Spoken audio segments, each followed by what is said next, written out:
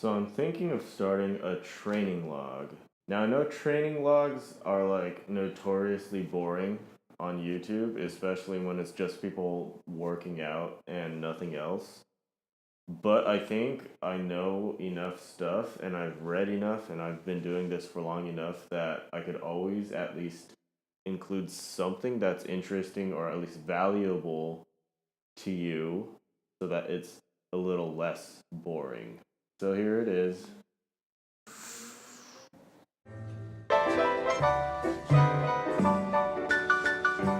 So this is a prime example of why coaching is so important in weightlifting and actually anything in life that is complex. If you don't learn it properly, relearning it properly is extremely difficult. You see, it's already hard enough to program a certain motor pattern into someone's brain.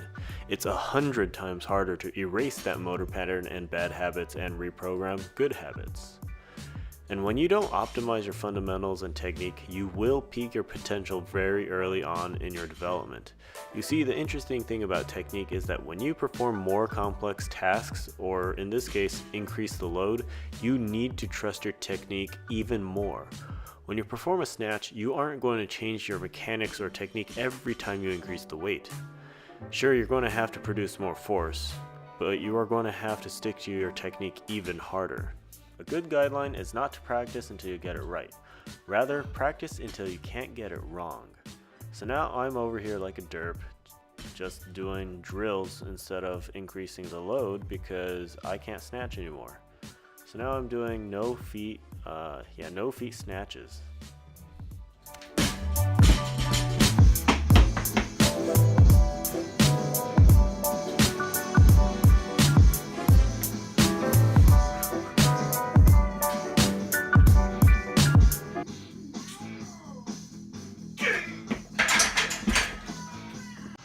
Hit 335 on the squat, which sucks.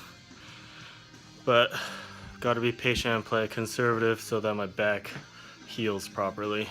So what I'm experimenting is with hitting a top single, and then dropping down anywhere from 85 to 95% and doing an AMRAP of some sort of variation of the squat.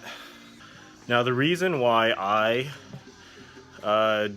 do AMRAPs at such high percentages is because I am very, very good at reps. I could do 85% of my 1 rep max on the squat for like almost 12 reps. But if you add like 15 pounds on top of that, my bar speed slows down. So my friend is suggesting that I learn how to strain under the bar. You see, the thing about pause reps is that unless you have someone counting for you, you actually pause for a lot less time than you thought.